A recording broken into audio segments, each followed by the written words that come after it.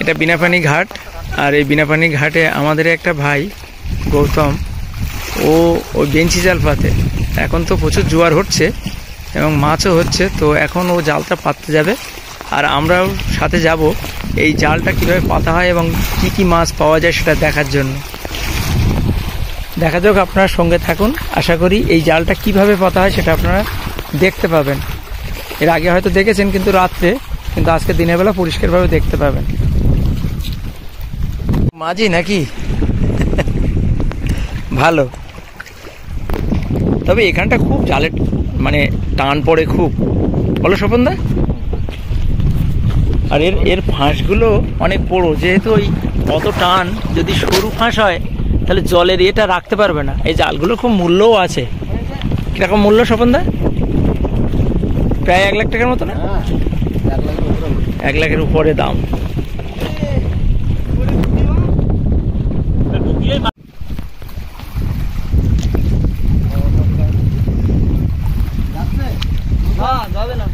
এই জালটা সাধারণত ভাটা লাগলেই পাতা হয়।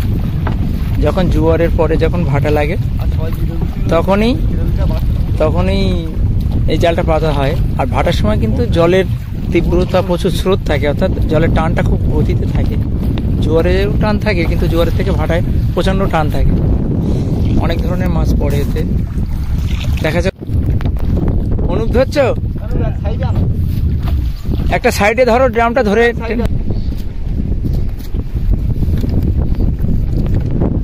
এই দুদিকে দুটো শোল আছে, এগুলো এখন হয়তো হাওয়া উল্টো দিক থেকে হচ্ছে, কিন্তু জালটা ওদিকে পাতা হবে, জলটা এদিক থেকে ওদিকে যাবে। তো এদিকে একটা জায়গায় গাছের গায়ে শক্ত করে কাছি বাঁধা আছে, সেই কাছিটা এই শোলটায় আছে। আর ওটা ওরকম দূরে গ্রাপি কাঁকড়া, অর্থাৎ যে গ্রাপি জাতীয় যে জায়গাগুলো যে বাঁশের কাঠের তৈরি করা হয় সেইগুলো ফেলা আছে। এই দুই দিকে দুটো ফেলা থাকে, তার টানটা যাতে রাখতে পারে। এবারে জালের দু প্রান্ত 2 ড্রামের গায়ে বেঁধে দেওয়া হবে এবং মাঝখানে বাঁশ থাকে ওটাকে ফাঁকা করে রাখার জন্য। জলের গতিবেগের উপরে ওই ফাঁকাটা কম বেশি করা হয়।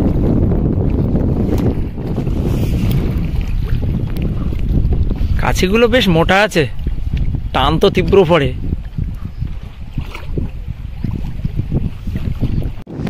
যখন জালটা তুলে নেওয়া হয় তখন কাছি দুটো এক জায়গায় বেঁধে ড্রাম দুটোকে এক জায়গায় রাখা হতো। এখন সেটা খুলে দিয়ে দু সাইডে দুটো ড্রাম পোর্শন আলাদা করে দিল।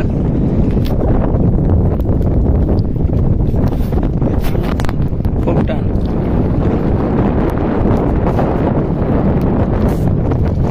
কাছি জলের তলায় থেকে থেকে কাছের গায়ে কি ধরনের সেলা জন্মে গেছে।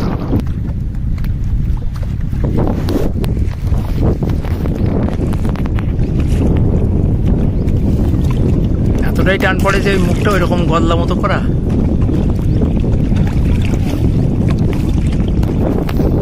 আর বাঁধাটা কত মজবুত করে করতে হয় আপনারা একটু ব্যাপারটা খেয়াল করুন।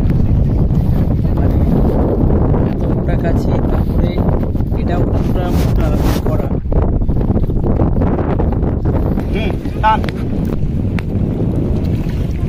আচ্ছা, এই জালটার মুখটা কতটা লম্বা আছে? 80 হাত। ও অনেকটা ডিস্টেন্স।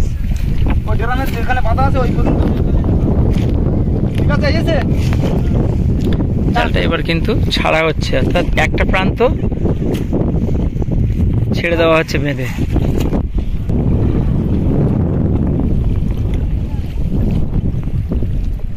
আরেকটা প্রান্ত ওদিকে বাঁধা হবে। এটা কিন্তু সেই বছর, অর্থাৎ এই জাল যতটা 80 ফুট লম্বা, যত মাছ বাঁধবে কিন্তু আস্তে আস্তে আস্তে আস্তে এটাও এই সেই মাথা। এখন ওটা খোলা আছে, প্রথম ওটা বেঁধে দিচ্ছে ভালো, যাতে মাছটা জায়গায় ঠোঁটায় গিয়ে থাকে। এতে কিন্তু মাছ এই ঠোঁটায় গিয়ে আটকে গেলে খুব বিপদ।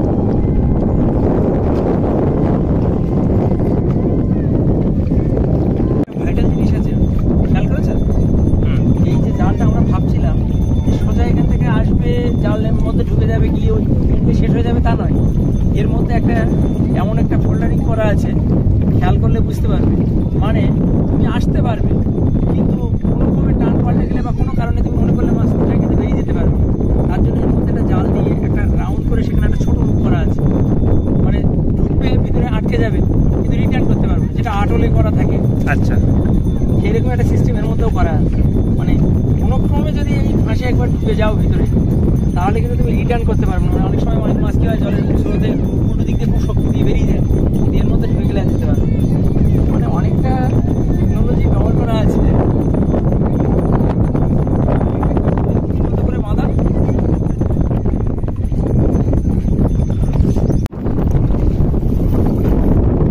আরেকটা প্রান্ত এই সাইডটা আগেই ছাড়া হয়েছে, আরেকটা প্রান্ত ওই বাঁধা জালটা ছাড়া হচ্ছে। মুখটা খোলা থাকবে সেটা নির্ধারণ করা হয়, এবং জলের গতিবেগ জালের পাড়ার উপরে নির্ভর করা, এই ডিস্টেন্সটা কম বেশি করে। যখন খুব টান হয়ে যায় তখন এটা ডিস্টেন্সটা কমিয়ে দেওয়া হয়। এর পিছনে অনুপ আছে আমাদের এই ভাই, আপনারা জানেন সবাই। তো বিষয়টা হচ্ছে এই জাল সম্পর্কে একটা বিস্তারিত জিনিস জানাই, যেটা গৌতম এতক্ষণ বলছিল। জালটা দিয়ে একটু ওয়েট করার কারণ হচ্ছে এই জালটা আর কিছুক্ষণ পরে প্রচণ্ড টান পড়ে যাবে। যখন প্রচণ্ড টান পড়ে যায়, যারা মনে করা হলো আজকে জাল দিতে গিয়ে আমি একটু লেট করলাম, সঠিক টাইমে আসতে পারলাম না, তখন একটু লেট করলে কি হয়, এতটা তীব্রত টান হয়, একটু ভুলবশত এই জালের মধ্যে যদি কোনো মানুষ পড়ে যায়, তাহলে প্রায় ম্যাক্সিমাম মৃত্যুর চান্স থাকে বেশি। কারণ বেঁচে আসা খুবই সম্ভব নয়, মানে খুবই কঠিন হয়ে দাঁড়াবে। তাকে সঙ্গে সঙ্গে ওই ভিতরে জালের ওখান চলে যেতে হবে, আর ওখান থেকে তো তোলা সম্ভব হবে না। যদিও যদি মনে করেন নৌকো মাঝিতে যে আমি মনে করলাম কোনো একটা সাইড খুলে দেবো, দিয়ে লুজ করে দিয়ে তারপর তুলবো, ততক্ষণ তো তার দম হয়ে যাবে। দ্বিতীয় কথা, ও অত টানে ও খুলতেই পারবে না। এই জাল ফিটিং করলে যতক্ষণ আবার স্লাগ না হবে, অর্থাৎ স্লাগ মানে ভাটাটা পুরো টেনে যাবে, গিয়ে একবার থমথমে হয়ে যাবে, জাল লুজ হয়ে যাবে, তখনই একমাত্র জাল খোলা যাবে। তাছাড়া এতটাই তীব্র টান থাকে যে এটা খোলা সম্ভব হবে না। সেহেতু এটা খুব রিস্কি কিন্তু আছে। তো রিস্কটা কোথায় থাকবে না, রিস্কটা তখন এটাই যে যখন হালকা টান, মানে এই যেমন সবে ভাটার টান পড়েছে, এখন জালটা খাটিয়ে ও ওয়েট করছে, মানে খুব আরামসেই যাতে জালটা পাতা যায়, কোনো রিস্ক থাকে না, সেজন্য একটু ওয়েট করা। একটু টান পড়বে তখন খাটিয়ে ফেলবে, কিন্তু তীব্র টানের সময় এই জাল দিলে খুবই রিস্কি, এবং এক্ষেত্রে অনেক জেলেদের বা অনেকের দুর্ঘটনা ঘটেও থাকে। যাই হোক, দেখা যাক, আমরা জালটা আস্তে আস্তে টান ফিরে যাচ্ছে।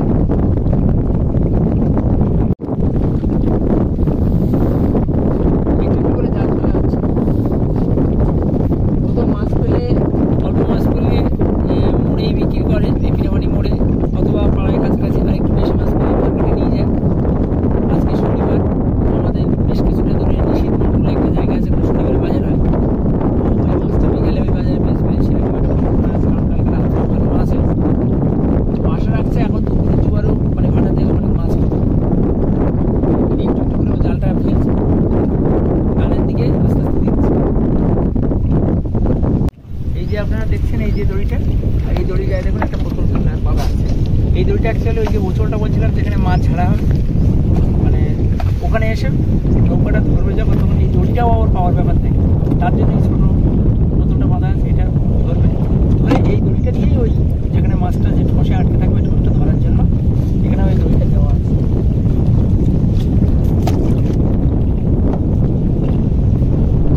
ঠিক আছে, হলো। এবার কিন্তু জালটা প্রায় একটু একটু করে পুরো জালটা ফেলে দেওয়া হয়ে গেছে। এই লাস্ট বর্ডারটা আছে, এবার ফেলে দেওয়া হবে, দিলে জালটা টান আস্তে আস্তে ঘুরে যাবে। ফেলে দেবে, এটা দুটো বর্ডার আছে, তো এখন ফেলে দেওয়া হচ্ছে। আর ওই সাইডে দুটো মাঠ আছে, ওটা নির্দিষ্ট ডিস্টেন্সেই আছে, ওটাই এখন ওই লাস্টটা ছেড়ে দিয়ে বেঁধে দেওয়া হবে। টানটা একটু একটু যে রিস্কের কথা বলছিলাম, সেটার জন্য এত ওয়েট করে করে ফেলা হয়। প্রত্যেকটা ক্ষেত্রে এত টান থাকে যে এগুলো বাঁধা কত স্ট্রং থাকে, মানে একটা বাঁধার বাঁধা খুব নর্মালিভাবে বাঁধানো হয়। প্রত্যেকটা বর্ডার বা সপ্তাহে খুবই করে করা। এছাড়াও এই মুখের প্রথম কাজটা প্রচণ্ড টান পড়ার জন্য এ জায়গায় যে টায়ারের সুতো বলা হয় মোটা, সেই দিয়ে করা জাল তৈরি করা। এই জালগুলো পাততে গেলে একটু যথেষ্ট অভিজ্ঞতারও দরকার আছে। এটা কি মানে তুমি ডুবো জাল দাও না আপনি ভাসনা জাল? ভাসনা জাল, ওটা ভালো পাশে মাছ পাওয়া যায়, পাশে বা অন্যান্য বড় বড় আমাদি মাছগুলো পাওয়া যায়। স্বপনদার দাম করেছে। ও আচ্ছা, এবার এই পাশটা ও এইবারে উপরে বর্ডারটা এখানে বাঁধা আছে, নিচের বর্ডারটার গায়ে যেটা বাঁধা ছিল সেটা নিচের দিকে এ করে দেওয়া হচ্ছে। অর্থাৎ এই বাঁশটা আস্তে আস্তে দেখুন অনেকটা হাইট ছিল, ও ভিতরের দিকে ঢুকিয়ে দিচ্ছে। অর্থাৎ জালের মুখটা মানে অনেকটা খুলে দেওয়া হচ্ছে, অর্থাৎ হা করে দেওয়া হচ্ছে যাতে। এবার ওর মধ্যে কিন্তু জল বাড়লে গৌতম তোমার তখন টানটা তাড়াতাড়ি আরো ফিরে যেতে সুবিধা হবে, কারণ যখন জলটা খেলিয়ে যাবে তখন টান পড়বে। এটা তো জলের টানের উপরে তুমি এই ডিস্টেন্সটা তৈরি করো, তাই তো?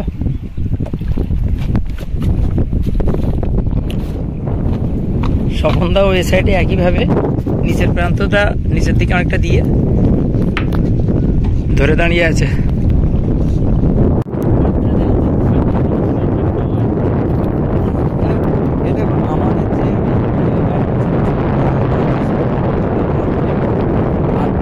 সাধারণত প্রায় ম্যাক্সিমাম জায়গায় এইভাবেই করা থাকে।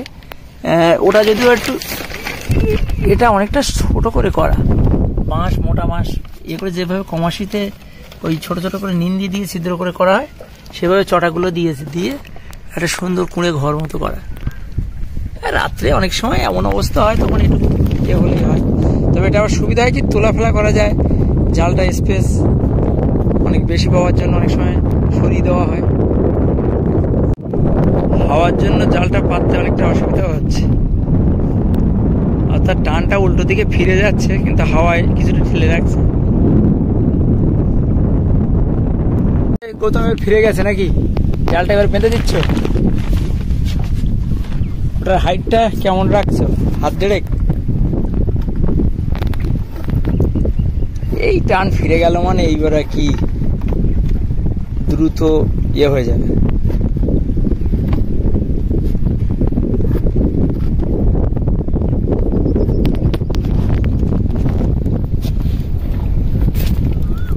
ওয়েট করার কারণ হলো এবার বেশ যথেষ্ট টান ফিরে গেছে, হাওয়া হচ্ছিল বলে একটু মূলত লেট হলো।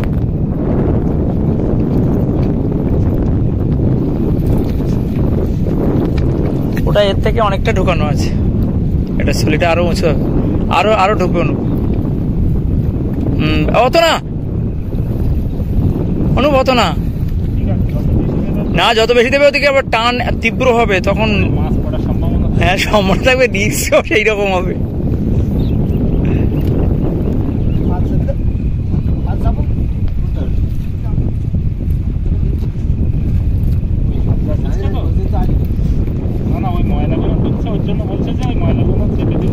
পাস করে যাবে। জালটা এবার আস্তে আস্তে মোটামুটি ফিটিং হয়ে গেছে, একদমই জালটা ফিটিং হয়ে গেছে। এবারে 1-2 ঘন্টা ওয়েট করতে হবে। এবার জালটা নিচে ঢুকে যাচ্ছে এবং বেশ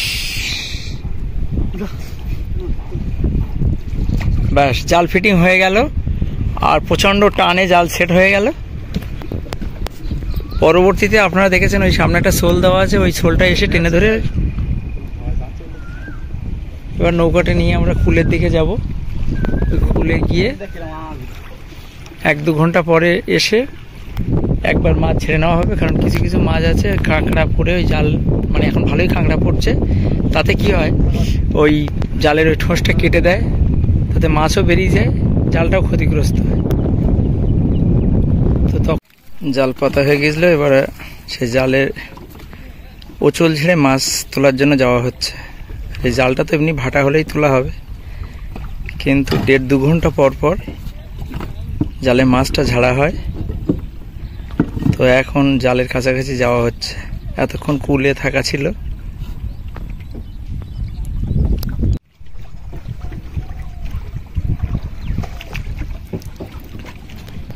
স্রোতের টান খুব নাকি গৌতম?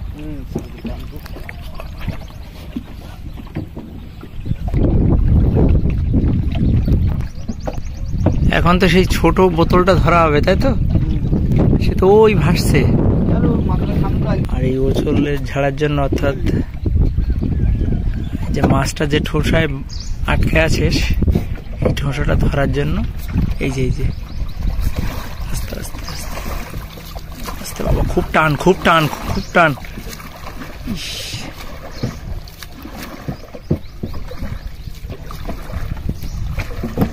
এবার তুমি বাদি দাও, বা হাত দিয়ে বাদি দাও। ব্যাস।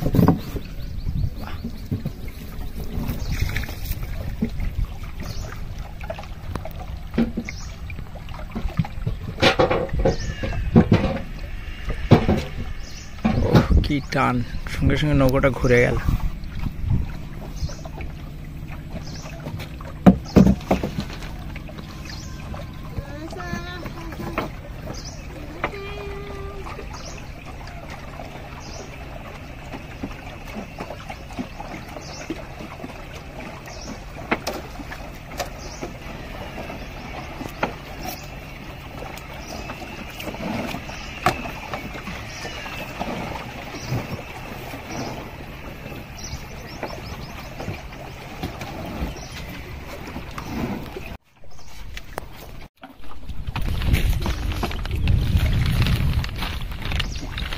জালের যে শেষ অংশটা যেখানে মাছ আটকে যায় আর কি, সেই অংশটা এবার তোলা হচ্ছে।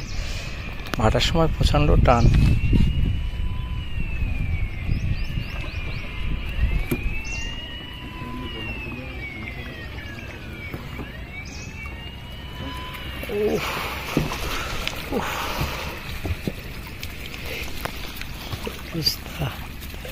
এর মধ্যে চিংড়ি মাছ, মাছ বিভিন্ন ধরনের।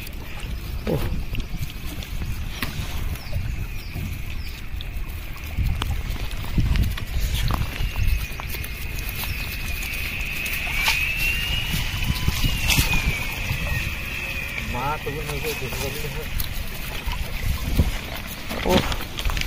শেষ অংশটা দেখুন কি সুন্দর লাগছে, সমস্ত মাছের লোড হয়ে আছে। দেখতেও খুব সুন্দর লাগছে।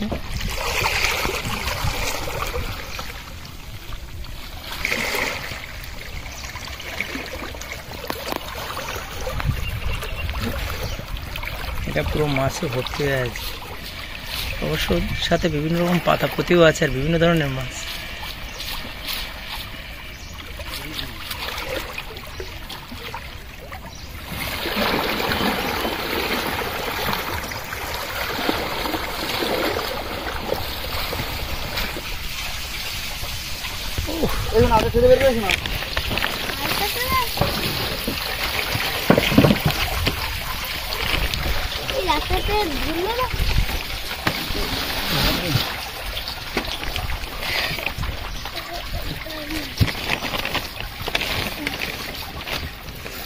বিভিন্ন রকম মাছ পড়েছে নাকি তাহলে? চিংড়ি বা বিভিন্ন ধরনের।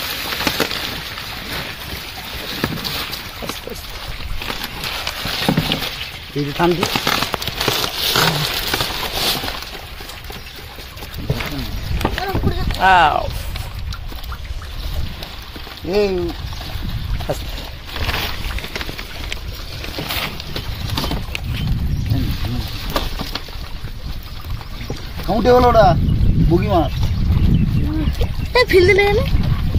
বুগি মাছ বলছি। বিভিন্ন ধরনের মাছ। এবার এই মাছগুলো বাছতে হবে, অনেক সময় ধরে ধরে বাছতে হবে।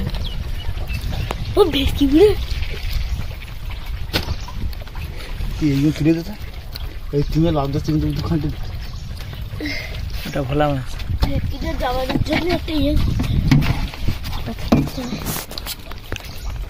জালটা আবার বেঁধে ছেড়ে দেওয়া হচ্ছে।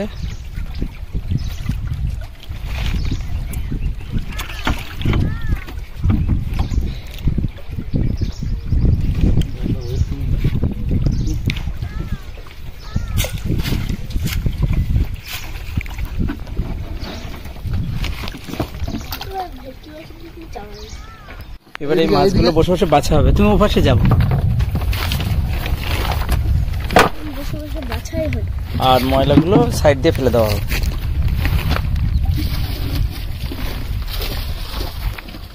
সহকারী সেরকম আস্তে আস্তে দাও, পড়ে না যায়। বিভিন্ন ধরনের মাছ পড়েছে নদীতে, কত রকম মাছ। এটাও একটা। ওহো, এটা কি মাছ? কমপ্লেট। ও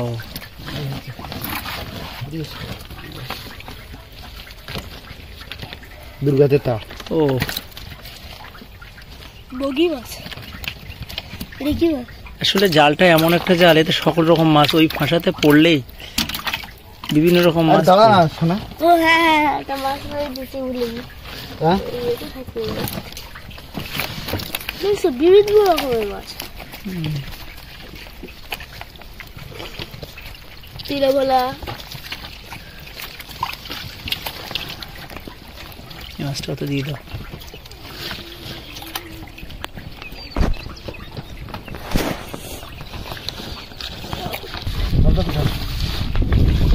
আবার ঠেলে দাও।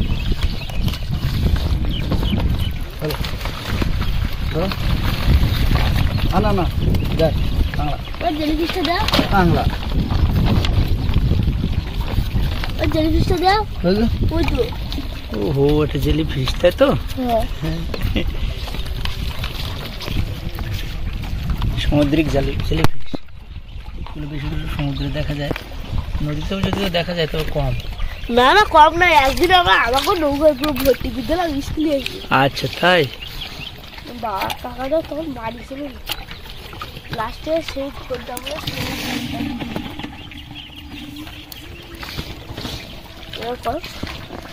দেখতে পাচ্ছ?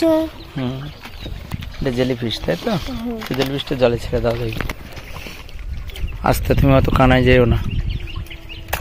বাহ, দেখতে অসাধারণ হবে। হুম।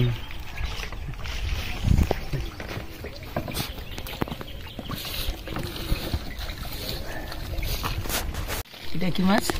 তেলেভালা তেলে বলা। এই লাল চিংড়িগুলো বেশি করে সমুদ্রে পাওয়া যায়।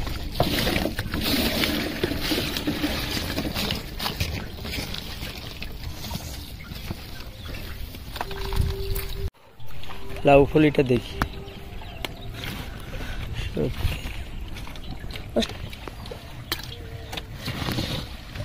এই দেখো মাঝি গিরু বলে দেখে। আবার ঢালো। এভাবেই মাছগুলো বাছা হয়, তারপরে বিক্রি করা হয়। আর একটা নির্দিষ্ট টাইমের পরে আবার কিছুক্ষণ পরে এই জালটার থেকে আবার মাছ ঝাড়া হয়। কারণ আপনারা দেখলেন যে মাছটা যে অংশে আটকে থাকে ওটা একদম পুরোটা ভরে যায় অনেক সময় কাঁকড়ায়। হ্যাঁ, এটাও এক প্রজাতির কাঁকড়া, লজ্জাবতী কাঁকড়া। তো প্রচুর পরিমাণে পড়লে কাঁকড়ায় কেটে দেয় ওই জায়গাটা, তখন মাছগুলোও চলে যায় আর ওই জালটাও ক্ষতিগ্রস্ত হয়। ওই জন্য একটা নির্দিষ্ট টাইমে এসে তুলে নেওয়া হয়। এর মধ্যে বিভিন্ন প্রজাতির মাছ বের পড়ে, কারণ যেহেতু জালটা অনেক বড়, 80 হাত এর পরিধি।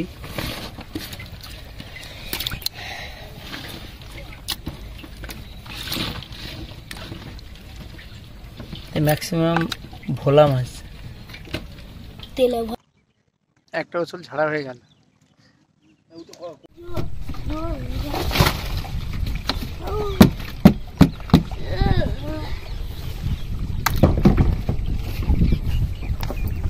ও টেনে টেনে আবার ওচলটা কাছে এনেছে।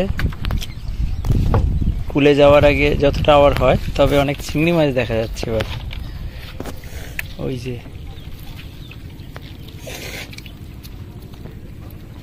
যেমন ভাবে কুলে জাল বাইলে চাওড়া চিংড়ি পড়লে ছাট ছাট করে শব্দ হয়, ঠিক সেরকমই শব্দ হচ্ছে।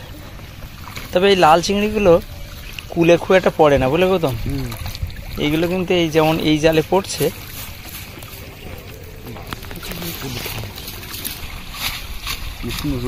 এটুকু সময়ের মধ্যে এই মাছগুলো বাঁচতে বাঁচতেই আবার এই ঠোঁটাতে এতটা মাছ জমে গেছে।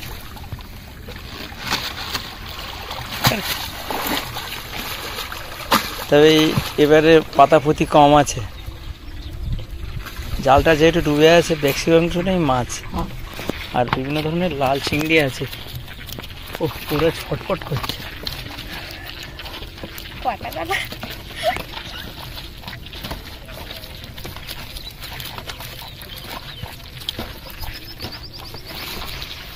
চিংড়া মাছের মতো আওয়াজ করছে কোন মাছ? ও আচ্ছা আচ্ছা, ও সাধারণ দেখতে লাগছে। লাল চিংড়িগুলো খুব লাফাচ্ছে। কাঁকড়া কাঁকড়া মাছ চলবে।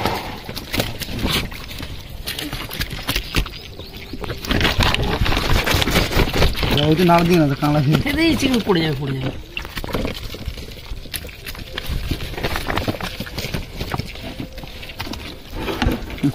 চিংড়িগুলো বেশি ওটাই দিয়ে দাও। চিংড়ি বাসি চিংড়ি রেখে দাও রেখে দাও। দেখতে পাচ্ছ? হ্যাঁ দেখতে পেয়েছি। এটা যাবে এখন স্বর্গে। না তুমি চিংড়ি মাছগুলো তো তুলে দাও। ওকে কাঁকড়া ধরো না, চিংড়ি মাছগুলো তোলো না তুমি। অত খুলে যাও না, পড়ে যাবে।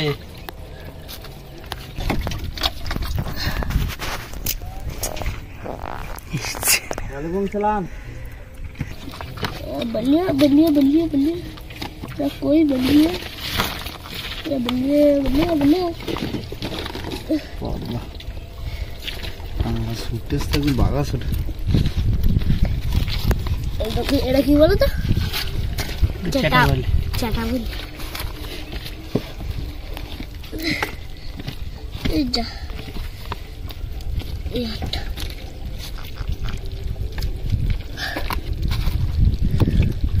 দাও, এটা দাও। এটা জান কাটিও। ও ওদিকে আমাদের বাচ্চাবু ছড় ফাটা দিয়েছিল সেই। হ্যাঁ বলো।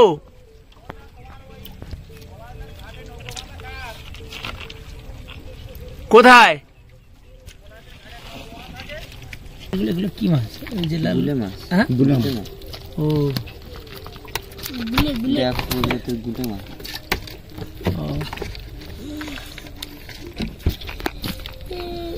ওকে ওই গুলেটা দাও, ওই গুলেটা চল যাচ্ছে। দাও দাও ওইটা।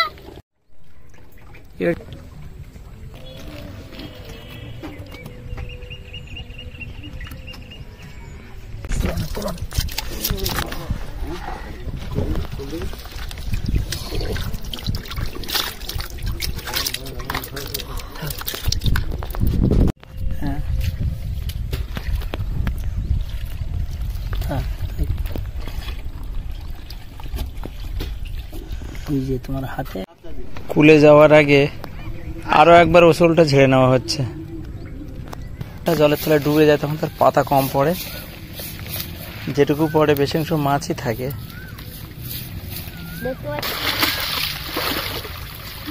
এবার একটা কি মাছ দেখা যাচ্ছে বেশ। হ্যাঁ একটা ওই রকম টাইপের তিলেবানি হবে, তো একটু বড় বগি মাছ। সরে এসো। ওই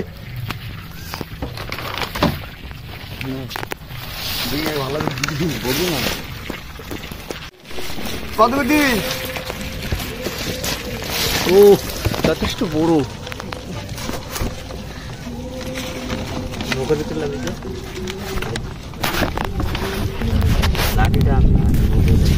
আস্তে আস্তে আস্তে দেখো।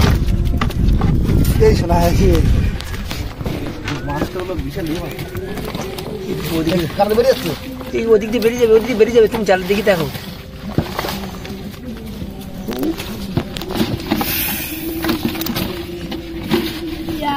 কাঁকড়াও পোঙা লেগেছে বুঝলি? আস্তে আস্তে কাঁকড়াও পোঙা লেগেছিল এরকম ঘুরতে। দাও আর একটু পিঁড়ে দিয়ে মুখটা দিয়ে করে দাও।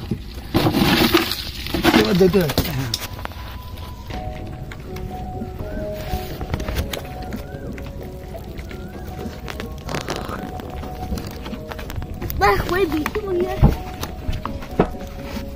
এই মাছগুলো খুব দুর্বল, সময় সময় মরে যায়। না না, হ্যাঁ জালের ঠোঁসে চলে আসে। এবারের মতো মোটামুটি মাছ ঝাড়া হয়ে গেছে, আর এতে প্রচুর চিংড়ি দেখতেই পাচ্ছেন, সব বড় বড় চিংড়ি। আর এতে একটা হাতাতে মাছ পড়েছে। তো এভাবে আরও একবার এসে মাছ ঝাড়া হবে, তারপরে একদম যখন এই জলের স্রোতটা কমে যাবে তখন এই জালটা তুলে নেওয়া হবে। কারণ এই জাল পাতার সময় খুব নর্মাল জলের গতিবেগ দরকার, অর্থাৎ খুব স্রোত বেশি থাকলে জাল পাতাও যাবে না। আবার যখন তোলা হবে তখন যখন একদম টানটা কমে যাবে, থমথমে হয়ে যাবে, তখনই এই জাল আবার তুলে নেওয়া হবে, তারপরে আবার ভাটায় পাতা হবে। তো আপনাদেরকে দেখালাম শেষ পর্যন্ত যে এই বেঞ্চি জাল কিভাবে পাতা হয় এবং কিভাবে মাছ ধরা হয়। তো আপনারা সম্পূর্ণ পর্বটি দেখলেন, কেমন লাগলো আপনারা কমেন্টে জানাবেন। সকলকে অসংখ্য ধন্যবাদ।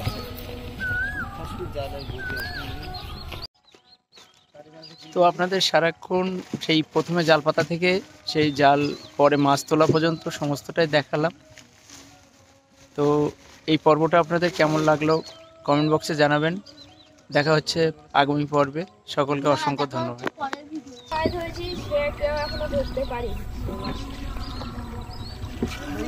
আমরা এবারে